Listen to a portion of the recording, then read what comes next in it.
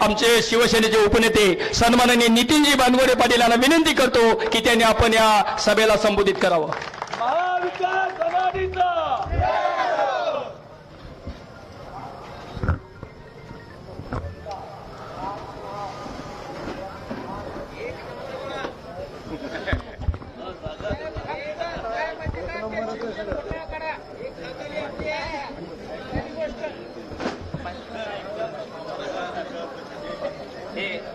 महाराष्ट्राचं कुलदैवत छत्रपती शिवाजी महाराज,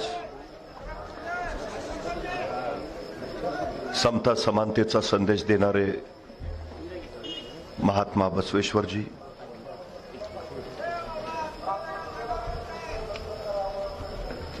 हिंदू हृदय सम्राट शिवसेना प्रमुख वंदनीय बाळासाहेबजी ठाकरे, महाराष्ट्राचे कुटुंब प्रमुख तथा महाराष्ट्राचे माजी मुख्यमंत्री आदरणीय उद्धवसाहेब ठाकरे, धाराशिव लोकसभेचे 2024चे महाविकास आघाडीचे उमेदवार ओमराजे निंबाळकर, त्यांना विजयी करण्यासाठी नव्हे तर महाराष्ट्रात सर्वाधिक मताधिक्य देऊन विजयी करण्यासाठी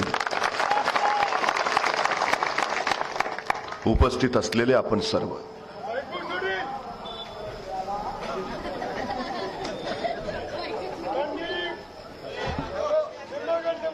डॉक्टर बाबासाहेब आंबेडकरांनी या देशाला राज्यघटना समर्पित केली.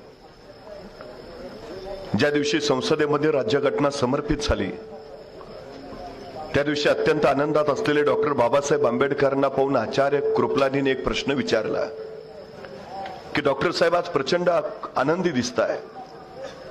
आणि डॉक्टर साहेब म्हणाले, हो, पूर्वी राजा राणीच्या पोटातून जन्माला यायचा, आता तो मतपेटीतून जन्माला येईल. आचार्य कृपलानी असं म्हणाले, पण आपली लोक अडाणी आहेत, आपली लोक अज्ञानी आहेत, कदाचित त्यांची मतं विकत सुद्धा घेतली जाऊ शकतील. डॉक्टर बाबासाहेब आंबेडकर म्हणाले, खरं आहे तुमचं, पण ज्या दिवशी इथल्या मतदारांना त्यांच्या मताची किंमत कळेल त्या दिवशी इथला मतदारच इथला राजा असेल. ही सगळ्यात महत्वाची गोष्ट आहे. देशाचं भविष्य घडवणारी ही निवडणूक आहे. उद्याच्या पिढ्यांचं भवितव्य घडवणारी निवडणूक आहे. राष्ट्राच्या प्रश्नांवर योग्य धोरण ठरवणारी ही निवडणूक आहे. त्यामुळे आपल्याला निर्णय योग्यच घ्यायला हवा, ही पहिली गोष्ट आपण लक्षात ठेवली पाहिजे. पण दुर्दैवाने गेल्या काही काळामध्ये महाराष्ट्रातल्या राजकारणाच्या पुलाकडून जे पाणी वाहून गेलंय, महाराष्ट्रातल्या सुसंस्कृत राजकारणाच्या ज्या चिंधड्या उडवल्या गेल्या, त्या बघितल्यावर प्रश्न असा पडतो की पूर्वी मतपेट्या पळवल्या जायच्या, नंतर आमदार पळवायला लागले, आता पक्षच पळवून निघाले. सगळ्यात महत्वाची गोष्ट प्रकार काय आहे? शिवसेना फोडली, लोकांना प्रचंड संताप आला. राष्ट्रवादी फोडली, लोक प्रचंड उद्विग्न झाली. आणि त्याच्यानंतर तरुणांनी सोशल मीडियावर एक ट्रेंड चालवला, मतदान कार्ड विकणे आहे. अरे, मतदान कार्ड विकणे आहे असं म्हणण्यापेक्षा या गद्दारी करणाऱ्यांना याच मतदान कार्डाची किंमत दाखवून देऊ असं म्हणणं हे लोकशाही समृद्ध करायचं लक्षण आहे. आम्ही जागृती लोकांची केली पाहिजे. हा सगळा गोंधळ बघून सुशिक्षित माणसं मतदानाला बाहेर पडेनाशी झाली आहेत. सुशिक्षित असणाऱ्या नागपूरमध्ये 55% मतदान झालं परवा, तर आदिवासी भाग असणाऱ्या गडचिरोलीमध्ये मात्र 74% मतदान झालं. म्हणजे त्या लोकांना मतदानाचा अर्थ कळतोय, सुशिक्षित लोक माझं भाग येत नाही. त्याचं कारण काय? लोकशाही समृद्ध करणं ही तुमची माझी सगळ्यांची जबाबदारी आहे. मुठभर लोकांचा सत्ता स्वार्थ हे राज्य व्यवस्थेचं अधिष्ठान कधी असू शकत नाही. तत्व, न्याय, विश्वास आणि शिव या नैतिक मूल्यांच्या बळावरच राज्य व्यवस्था उभारावी लागते. जर राज्य व्यवस्थेच्या पायाशी नैतिक मूल्य नसतील तर ती राज्य व्यवस्था राहत नाही. तिथं नागरिक तयार होत नाही, तो जंगलचा कायदा होतो आणि तिथं फक्त गुलाम तयार होतात. ही सगळ्यात महत्वाची गोष्ट आहे. सगळ्यात जगातली सगळ्यात मोठी लोकशाही असणाऱ्या देशामध्ये गुलाम तयार व्हायला नकोत आणि ते न होऊ देणं ही सगळ्यात मोठी तुमची माझी जबाबदारी आहे. हे पहिलं लक्षात असू द्या. ही सगळ्यात महत्वाची गरज आहे. आज नेमकं चाललंय काय? कुठला घटक या देशातला समाधानी आहे? कुठला घटक या देशातला सुखी आहे? मला कधी कधी प्रश्न पडतो. भाई उद्धवराव पाटील याच मातीतले. धाराशिव ही त्यांची कर्मभूमी.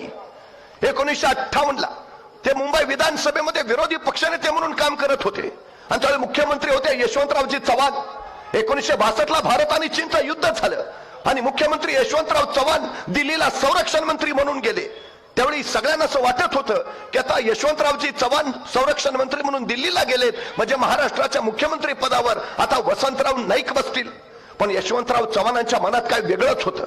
विरोधी पक्षनेते म्हणून काम करणाऱ्या भाई उद्धवराव पाटलांशी त्यांचा उत्तम संबंध आणि संपर्क आला होता आणि यशवंतराव चव्हाणांना असं वाटत होतं की या महाराष्ट्राला विकासाच्या गतीनं जर पुढे कोण नेऊ शकत असेल तर ते भाई उद्धवराव पाटील त्यांना महाराष्ट्राचं मुख्यमंत्री करायला हवं. आणि यशवंतराव चव्हाणांनी तत्कालीन खासदार रामराव आवरगावकर यांना सांगितलं की आपण भाई उद्धवराव पाटलांची गाठ घ्या. रामराव आवरगावकर त्यांच्याकडे आले आणि ते म्हणाले की यशवंतराव चव्हाणांची इच्छा आहे आपण पक्षांतर करावं, आपण काँग्रेसमध्ये यावं आणि आपण मुख्यमंत्री पद घ्यावं. या महाराष्ट्राचं मुख्यमंत्री पद होण्याची संधी चालून आली होती भाई उद्धवराव पाटलांच्या समोर. यशवंतराव चव्हाणांनी सांगितलं पक्षांतर करा, काँग्रेसमध्ये या आणि महाराष्ट्राचं मुख्यमंत्री पद घ्या. पण या मातीतल्या भाई उद्धवराव पाटलांनी सांगितलं मी डाव्या चळवळीत काम करणारा कार्यकर्ता आहे, शेतकऱ्यांसाठी कष्टकऱ्यांसाठी लढणारा कार्यकर्ता आहे. माझा देह शेवटी लाल झेंड्यातच स्मशानात जाईल, मी कदापि पक्षांतर करणार नाही. मुख्यमंत्री पदाची संधी त्यांनी झिडकारली आणि तत्वाशी प्रामाणिक राहणं पसंत केलं, स्वतःच्याच पक्षात राहणं पसंत केलं. त्यांनी पक्षांतर केलं नाही. या धाराशिवची ती परंपरा. पण दुर्दैवानं 4-2 या मातीतले सुद्धा गद्दार झालेच. पण भाई उद्धवराव पाटलांची निष्ठेची ती परंपरा जर या मातीत कुणी जपली असेल तर ती ओमराजे निंबाळकरांनी जपली, हे आपण लक्षात घेतलं पाहिजे. आज श्री रामभक्त हनुमान जयंती आहे. तुम्हाला माहिती आहे जगभरात प्रभू श्री रामचंद्रांच्या बरोबर फक्त श्री हनुमानाचीच मंदिरं तुम्हाला दिसतील. प्रभू श्रीरामांच्या बरोबर असंख्य लोक होते, त्यांचे बंधू स्वतः लक्ष्मण सोबत होते. पण लक्ष्मणांची मंदिर आहेत का? मंदिर झालं प्रभू श्रीरामचंद्र भक्त हनुमानांचं. का? कारण हनुमानांची रामचंद्रांवर प्रचंड भक्ती होती, त्यांच्या ठाई प्रचंड निष्ठा होती. निष्ठेनंच देवत्व प्राप्त होतं, ही सगळ्यात महत्वाची गोष्ट आहे. अयोध्येला परत आल्यावर राज्याभिषेकाच्या वेळी सगळ्यांना बक्षिसं दिली गेली आणि त्यावेळी सीता मातेनं स्वतःचा एक अनमोल हार हनुमानाला दिला. हनुमानाने तो रत्नहार घेतला खरा, पण एका कोपऱ्यात बसून हनुमान त्या रत्नहारातला एक एक मणी फोडून बघायला लागला. सीता मातेनं काय कळेना, एवढा किमती रत्नहार आहे आणि हा फोडून का पाहतोय. सीता मातेने हनुमानाला विचारलं हनुमान हे काय करताय? आणि हनुमान म्हणाले या रत्नहारातल्या मण्यात श्री राम आहेत का मी बघतोय, पण इथं कुठंच मला राम दिसेना. जिथं राम नाही त्याचा मला काही उपयोग नाही. खरं तर ओमराजे निंबाळकरांना सुद्धा अनेक आमिष आली, अनेक गोष्टी द्यायची ऑफर सुद्धा आली असेल, पण या पठ्ठ्यानं एकच सांगितलं जिथं लोककल्याणाचा राम नाही तिथं मला जायचं नाही. श्री हनुमानाने छाती पडल्यावर जसे प्रभू श्री राम दिसले आमच्या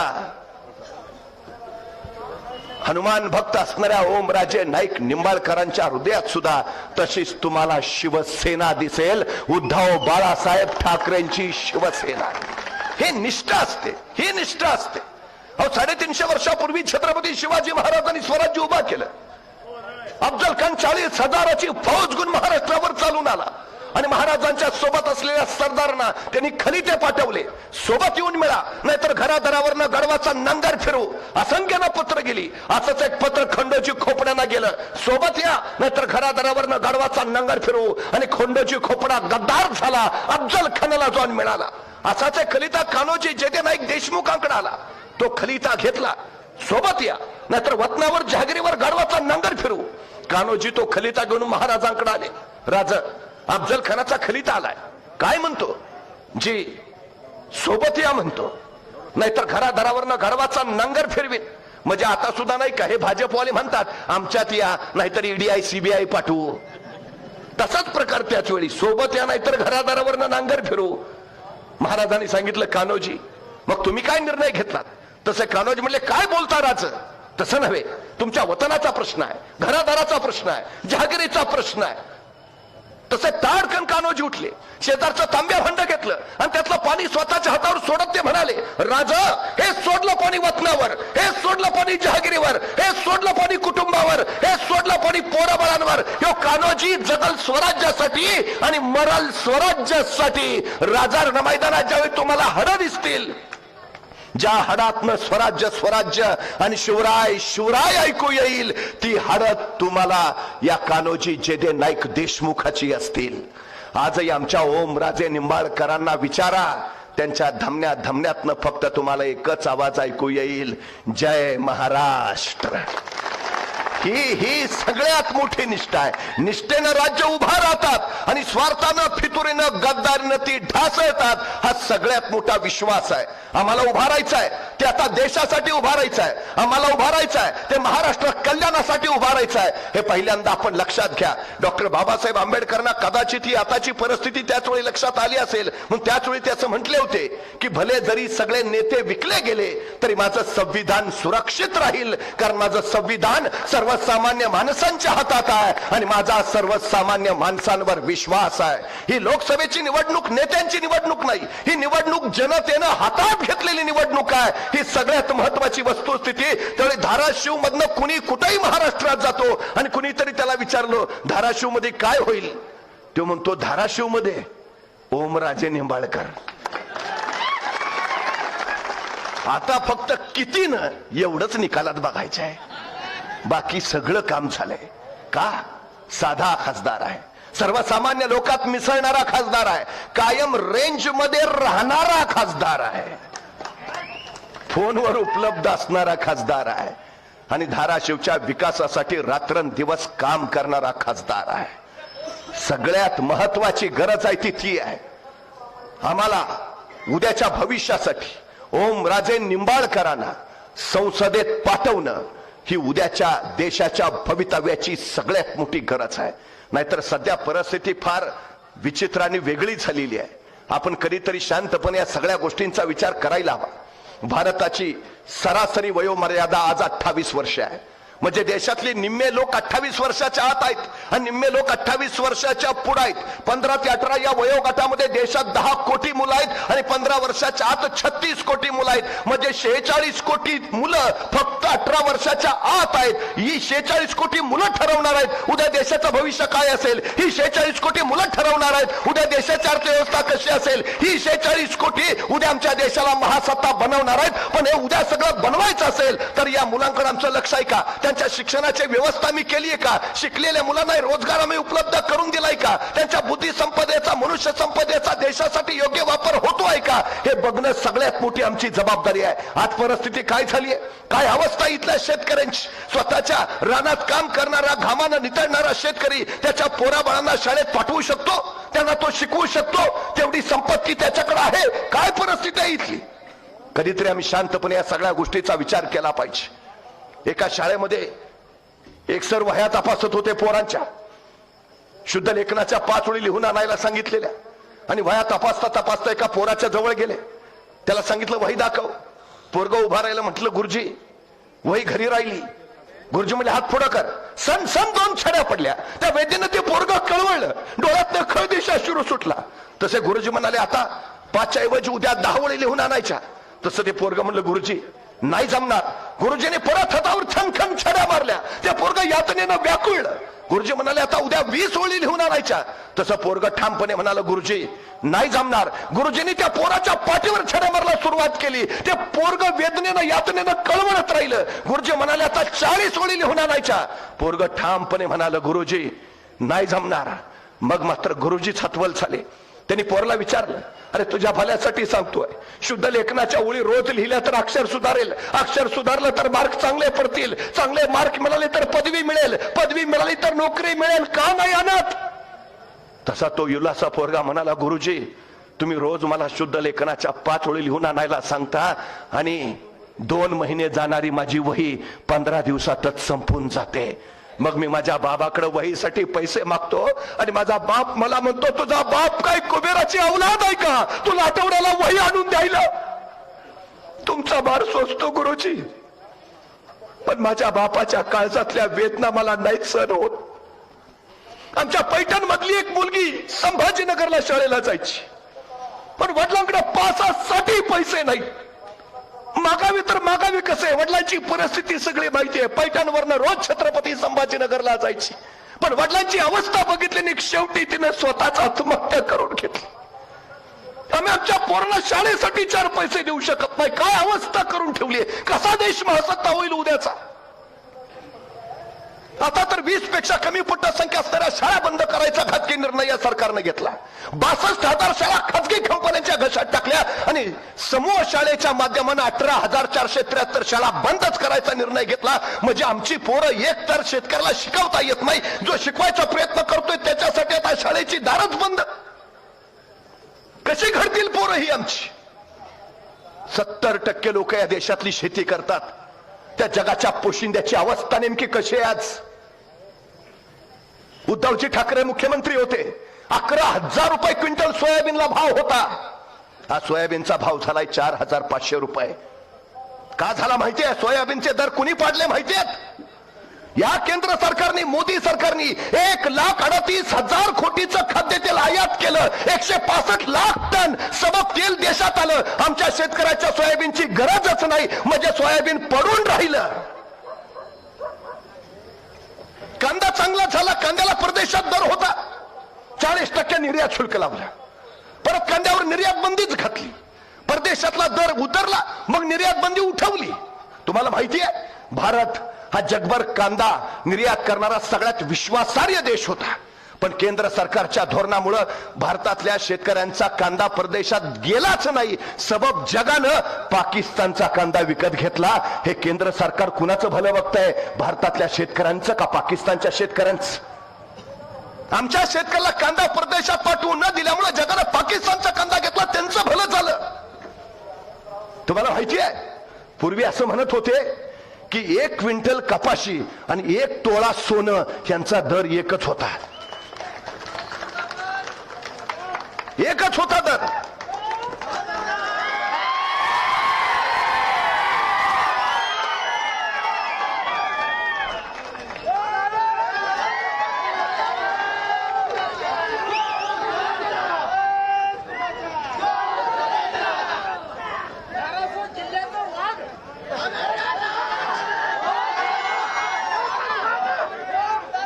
एक तोळा सोनं आणि 1 क्विंटल कपाशी यांचा दर एकच होता.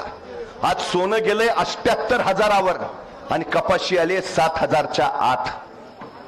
हे राज्य शेतकऱ्यांचं आहे.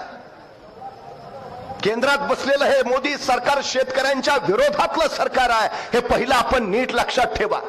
गेल्या काही दिवसामध्ये 17.5 लाख लोकांनी देश सोडला.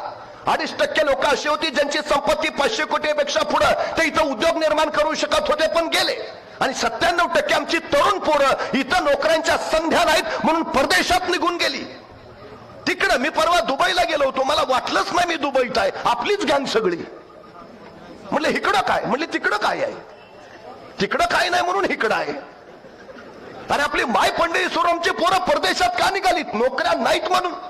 तुम्हाला माहिती आहे, ऍपल मध्ये 34% भारतीय पोर आहेत, मायक्रोसॉफ्ट मध्ये 32% भारतीय पोर आहेत, इंटेल मध्ये 17% भारतीय पोर आहेत, IBM मध्ये 27% भारतीय पोर आहेत, आणि अमेरिकेची अंतराळ संशोधन नासा त्याच्यामध्ये 36% भारतीय मुलं आहेत. म्हणजे आमच्या पोरांच्या बुद्धी संपदेचा वापर आमच्या देशाची अर्थव्यवस्था बळकट करण्यासाठी नाही, इतर देशांची अर्थव्यवस्था बळकट करण्यासाठी होतोय. हे आम्ही लक्षात घेतलं पाहिजे. 80 कोटी जनता रेशनच्या धान्यावर जगते. 80 कोटी. म्हणजे या गोष्टीची लाज बाळगायची सोडली आणि हे सरकार जाहिरात करतोय 80 कोटी लोकांना आम्ही मोफत रेशन देतो. अरे दिवाळी सारखा सण साजरा करायला सुद्धा 100 रुपयाचा आनंद शिधा द्यावा लागतो. इतकी परिस्थिती बिघडली आमच्या लोकांची, आणि तुम्ही काय सांगता? हे कधीतरी आम्ही शांतपणे या सगळ्या गोष्टींचा विचार केला पाहिजे. एका राजाच्या दरबारात एक गायक आला. गाण्याची मैफल चालू झाली आणि गाण्याची मैफल चालू झाल्यावर गायकानं गाणं चालू केलं. इतकं सुंदर गायला की राजा प्रचंड खुश झाला. अप्रतिम, बहुत खूप, मी भयान खुश आहे तुझ्या गाण्यावर, 15 लाख तुझ्या खात्यावरच जमा करतो. राजाचं बक्षीस ऐकलं, गायकाला जे हुरूप चढला 15 लाख खात्यावर म्हणजे विषयच मिटला म्हटला. त्यांना आणखी गाणं चांगलं म्हणायला सुरुवात केली. चांगलं गाणं इतकं चांगलं गाणं म्हटला, राजा भयान खुश म्हटला, पक्क घर दिलं चल. आता तर गायकाला ऊर भरूनच आला, तो आणखी चांगलं गायला लागला, राजा आणखी खुश झाला, तुझ्या पोरला नोकरी दिली चल. गायक इतका खुश, मैफल संपली, संध्याकाळी घरी आला, बायकोला सांगितलं राजानं माझं गाणं ऐकलं, राजा इतका खुश झाला की 15 लाख खात्यावर जमा करतो म्हटला, पोराला नोकरी देतो म्हटला, आपल्याला पक्क घर देतो म्हटला. बायको म्हटली बरं झालं बाई, आता अच्छे दिन येणार. पण बायको वाटच बघत बसली. महिना झाला, वर्ष झालं, 2 वर्ष, 3 वर्ष, 4 वर्ष, शेवटी बायको वैतागली. नवऱ्या म्हणाली गप उठायचं आणि राजाकडे जायचं. ते 15 लाख पक्क घर आणि पोराची नोकरी घ्यायची मग घरला यायचं. बिचारा निमूटपणे राजाकडे गेला, म्हटला 4 वर्षापूर्वी महाराज मैफल झाली होती, माझं गाणं ऐकलं, तुम्ही लय खुश झाला, माझ्या खात्यावर 15 लाख जमा करतो म्हटला, नंतर पक्क घर देतो म्हटला, पोरला नोकरी देतो म्हटला, पण महाराज अजून काहीच जमा नाही. तसे महाराज म्हणले हे बघ, तुझं गाणं ऐकलं की माझे कान खुश व्हायचे आणि माझं बक्षीस ऐकलं की तुझे कान खुश व्हायचे. या देण्या घेण्याचा विषय येतो कुठं? आमचं दुसरं काय झालंय, त्यांनी घोषणा करायच्या आम्ही खुश, आम्ही मतं द्यायची ते खुश, देण्या घेण्याचा विषय आहे कुठे? आता मोदीची की गॅरंटी गॅरंटी गॅरंटी म्हणून सांगतात, तर त्या गॅरंटीचं वॉरंटीचं काय? 2022ला देश महासत्ता होणार होता, आता 24ला सांगतात 47ला महासत्ता होईल म्हणून. विचारा ना, काय झालं 15 लाखाच्या तुमच्या गॅरंटीचं, काय झालं 2 कोटी नोकऱ्यांच्या गॅरंटीचं, काय झालं 2022 पर्यंत पक्की घरं देणार होता त्या गॅरंटीचं, काय झालं नमामि गंगेच्या स्वच्छता अभियानाचं, काय झालं मेक इन इंडियाचं, काय झालं डिजिटल इंडियाचं, काय झालं स्मार्ट इंडियाचं, काय झालं अरबी समुद्रात छत्रपती शिवाजी महाराजांचं स्मारक उभारणार होता त्याचं, काय झालं इंदू मिलमध्ये डॉक्टर बाबासाहेब आंबेडकरांचं स्मारक उभारणार होता त्याचं, काय झालं आदर्श गावांचं, काय झालं स्मार्ट सिटीचं, काय झालं आत्मनिर्भर भारताचं. अहो, भारताला आत्मनिर्भर करायचं राहू द्या, आधी स्वतःचा पक्ष तरी आत्मनिर्भर करा. अहो, या 2024च्या निवडणुकीत 116 उमेदवार यांचे बाहेरचे आहेत. 116 गाडीवर पुरावे घेणार होते आणि चक्की पिसिंग करणार होते, घेऊनच टाकले. शिवसेना फोडली, राष्ट्रवादी फोडली, काँग्रेसचे आदर्श नेतेही घेतले, मनसे घेतली. मला वाटलं आता तरी थांबतील, ह्यांनी धाराशिवचे पण 4 गडी वडले. अरे तुमचं चाललंय काय? तुमच्या लक्षात येईना काय चाललंय? 1 नेशन 1 टॅक्स सारखी त्यांना 1 नेशन 1 पार्टी बनायचं आहे. ह्या देशात दुसरा पक्षच नको, या देशात फक्त एकच पक्ष भाजपा, बस, दुसरं नकोच काय? हे लोकशाहीला घातक आहे. आम्ही राजकीय विरोधक आहे म्हणून सांगत नाही हुकुमशाही येते. ही वस्तुस्थिती काय चालली ती बघा. कालच्या निवडणुकीमध्ये सुरतमध्ये पहिला भाजपचा उमेदवार जिंकून आला का? काँग्रेसच्या उमेदवाराचा अर्जच बाद झाला. त्याचे सूचक आणि अनुमोदक गायब आहेत. चंदीगडमध्ये महापौर पदाची निवडणूक झाली, 8 अर्ज सरळ बाद केले डोळ्या देखत त्या निवडणूक आयोगाच्या अधिकाऱ्यानं. नशीब सीसीटीव्ही होता, सगळं कळलं आणि सुप्रीम कोर्टानं त्याचं वर्णन करताना म्हटलं it's a murder of democracy, हा लोकशाहीचा खून आहे. ही वस्तुस्थिती आहे इथली. ही स्वीडनची एक संस्था आहे, तिनं अहवाल प्रकाशित केलाय व्हरायटी ऑफ डेमोक्रेसी. भारतीय लोकशाहीचं वर्णन करताना ती सांगते इलेक्ट्रोल ऑटोक्रॉसी म्हणजे निर्वाचित एकाधिकारशाही या देशात यायला लागली. भारत सरकार की गॅरंटी का नाही म्हणत तुम्ही? मोदीची की गॅरंटी हा काय प्रकार आहे? ही एकाधिकारशाही आहे, हे लक्षात घ्या. सगळ्यात महत्वाचं, अनेकांनी बलिदान देऊन हे स्वातंत्र्य मिळवलंय, आम्हाला मतदान करून हे स्वातंत्र्य टिकवायचं आहे. सगळ्यात महत्वाची गरज आहे ही. स्वातंत्र्याची दुसरी लढाई आहे, सगळ्यात महत्वाचं दुसरी लढाई आहे स्वातंत्र्याची. ओमराजे निंबाळकर लढवय्या म्हणून या लढाईत सामील झालेत, लढतायत, बेभानपणे लढतायत. सामील व्हायला हवं आम्हाला, नाहीतर काही खरं नाही पुढच्या काळात. एका शेतकऱ्याच्या घरात मांजरीला 4 पिल्लं झाली आणि ती पिल्लं जन्माला आल्याबरोबर अच्छे दिन ओरडायला लागली. त्या शेतकऱ्याला पण काय कळेना. चर्चा गावभर झाली, माणसांची रांगच लागली. असली कसली पिल्लं आहेत, अच्छे दिन म्हणतायत. त्यांच्या जिल्ह्याच्या भाजपच्या नेत्याला पण कळलं, शेतकऱ्याच्या घरी मांजरीला पिल्लं झाली आणि ती जन्माला आल्यावर अच्छे दिन म्हणायला लागलीत. ते भाजपचा नेता आहे म्हटलं, मग मोदीजी आणणारच आहेत अच्छे दिन. पिल्लांना पण कळतंय आणि तोही आला शेतकऱ्याच्या घरी, कशी पिल्लं म्हणतात अच्छे दिन. पिलांजवळ पोहोचला तेव्हा ती पिल्लं म्हणत होती खराब दिन, बुरे दिन, खराब दिन, बुरे दिन. त्या भाजपच्या नेत्याला आला राग. तो शेतकऱ्याला काय रे तू तर सांगत होता तिला अच्छे दिन म्हणतायत, हिथं आलो तरी खराब दिन बुरे दिन म्हणतात, काय सांगत होतास मग. तसा शेतकरी म्हणला साहेब ही जन्माला आली त्यावेळी अच्छे दिनच म्हणत होती, पण त्यावेळी त्यांचे डोळे उघडले नव्हते.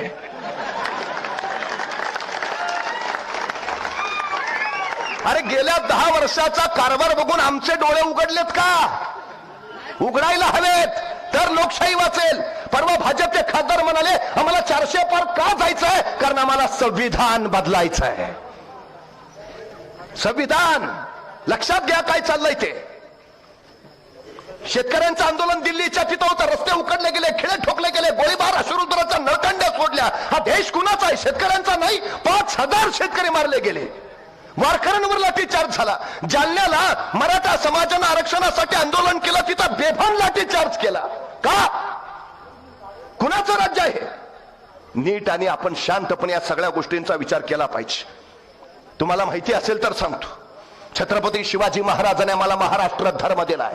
हा महाराष्ट्र धर्म म्हणजे काय तर राष्ट्राचं रक्षण करणं हा महाराष्ट्र धर्म आहे. मराठे पानिपतावर गेले, 1 लाख बांगडी फुटली. पानिपतावर का? त्यांनी महाराष्ट्र सांभाळावं नाही. महाराजांनी सांगितलं राष्ट्राचं रक्षण. अब्दाली महाराष्ट्रावर आक्रमण करायला येत होता नव्हे, देशावर राज्य करायचं होतं, म्हणून मराठे गेले, लढले, पराभूत नाही झाले. मराठ्यांच्या त्या पराक्रमामुळं या देशावर परत कुठलाही परकीय आक्रमक आला नाही. याच्या उलट अवघ्या 10 वर्षात महाजी शिंदेनी दिल्लीच्या तख्तावर भगवा फडकवला आणि 35 वर्ष दिल्लीच्या तख्तावर शिवरायांचा भगवा फडकत राहिला. हा महाराष्ट्र धर्म आहे. दिल्लीचे तख्त राखितो महाराष्ट्र माझा, आता राखितो नाही तख्तावरी बैसतो महाराष्ट्र माझा. या भूमिकेनंच आम्हाला जावं लागेल. सेनापती बापट असे म्हटले होते की महाराष्ट्र मेला तर राष्ट्र मेले, मराठ्या विना राष्ट्र गाडानं चाले. खरा वीर वैरी पराधीनतेचा महाराष्ट्र आधार या भारताचा, महाराष्ट्राचा आधार आहे. पण महाराष्ट्रानं आज उभा राहिलाच हवं. उद्धवजी ठाकरेंच्या खांद्याला खांदा लावून उभा राहिलाच हवं. ही सगळ्यात आणि सगळ्यात महत्वाची गरज आहे. 150 वर्ष इथं इंग्रजांनी राज्य केलं, त्याच्या आधी मोगलांचं राज्य होतं. पण इंग्रजांनी असं नाही सांगितलं की आम्ही मोगलांकडनं हिंदुस्थान जिंकून घेतला. त्यांनी असं नाही लिहिलं आम्ही गुजरातांकडनं हिंदुस्थान जिंकून घेतला. त्यांनी असं नाही म्हटलं आम्ही तामिळींकडनं हिंदुस्थान जिंकून घेतला. त्यांनी असं लिहिलं आम्ही मराठ्यांकडनं हिंदुस्थान जिंकून घेतला. देशाच्या रक्षणाची जबाबदारी आपल्यावर आहे, महाराष्ट्रावर आहे. त्यामुळे उभा राहावं लागेल, उभा राहावंच लागेल. नाहीतर उद्याची पिढी आपल्याला विचारेल देश लुटला जात होता त्यावेळी तुम्ही काय करत होता. महाराष्ट्रातले उद्योग गुजरातला पळवले जात होते, आमच्या तरुणांचा रोजगार तिकडे नेला जात होता, तुम्ही काय करत होता. हुकुमशाही आणली जात होती, तुम्ही काय करत होता. संविधान बदललं जात होतं, तुम्ही काय करत होता.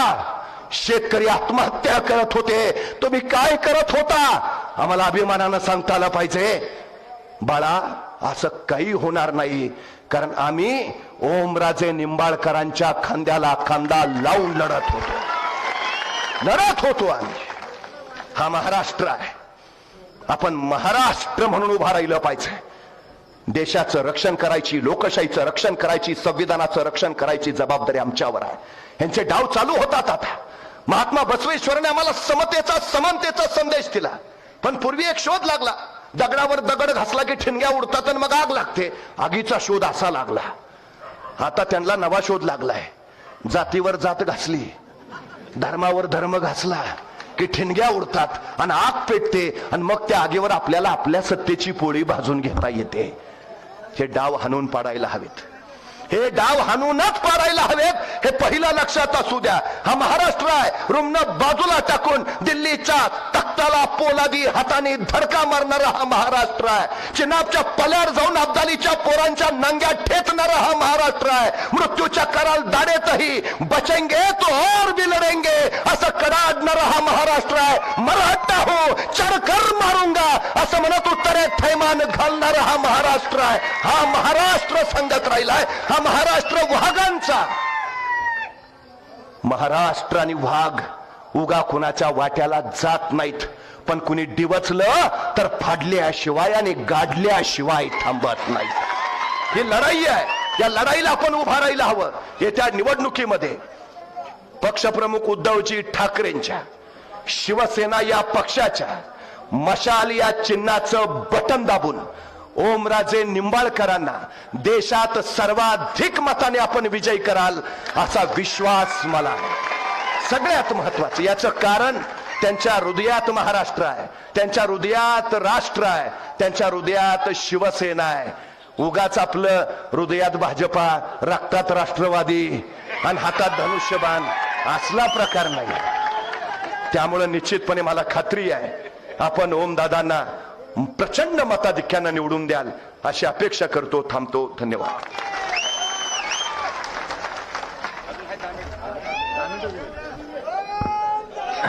अरे दम काढा आता सगळीजण. नितीनजी बानगुडे पाटील साहेब आपले उपनेते आणि व्यासपीठावरील उपस्थित असलेल्या सगळ्या मान्यवरांची क्षमा मागतो आणि आदरणीय व्यासपीठ असा आपल्या सर्वांचा उल्लेख करतो. आणि समोर उपस्थित असलेले सर्व खुद्दार जनता. पाटील साहेब येताना मी तुमचं भाषण ऐकत होतो आणि भाषण ऐकत असताना तुम्ही एका मुलीची शेतकऱ्याची व्यथा सांगत होता की फीस भरायला पैसे नाही म्हणून आत्महत्या केली, शिकता येत नाही म्हणून. ही जशी घटना आहे तशीच आपल्या या शहरातली, उस्मानाबाद शहरातली, धाराशिव शहरातली एक घटना आहे. एका मराठा समाजाच्या शेतकऱ्यानं दिवसभर डी फार्मसी कॉलेजच्या 3-4 चक्रा मारून स्वतःच्या मुलीला घेऊन जेव्हा असं लक्षात आलं की ह्या लेकीची फीस काय आपण भरू शकत नाही, म्हणून त्या मुलीच्या वडिलांनं रात्री येऊन आत्महत्या केली. मला दुर्दैव या गोष्टीचं वाटतंय की त्याच जिल्ह्यामध्ये, त्या जिल्ह्याचा विकास म्हणून 40 वर्ष मिळवणारे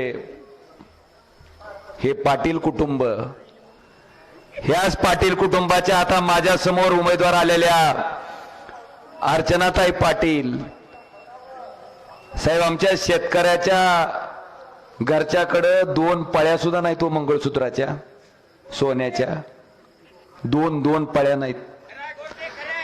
त्या सुद्धा पळ्या पेरणीच्या टायमाला कुठल्या तरी सावकाराकडे गहाण ठेवून ती शेतकरी पेरणीसाठी पैसे आणतंय. आणि ज्याने 40 वर्ष या जिल्ह्याचं नेतृत्व केलं, त्यांच्या सुनेकडं, माझ्या विरोधात उभा असलेल्या अर्चनाताईकडं 350 तोळ्यापेक्षा जास्त सोनं आहे. कुणाचा विकास झालाय नेमका? कुणाचा झालाय? तुम्ही ठरवा आता, तुम्ही ठरवा. ओमराजे संपर्कात आहे का सगळ्याच्या?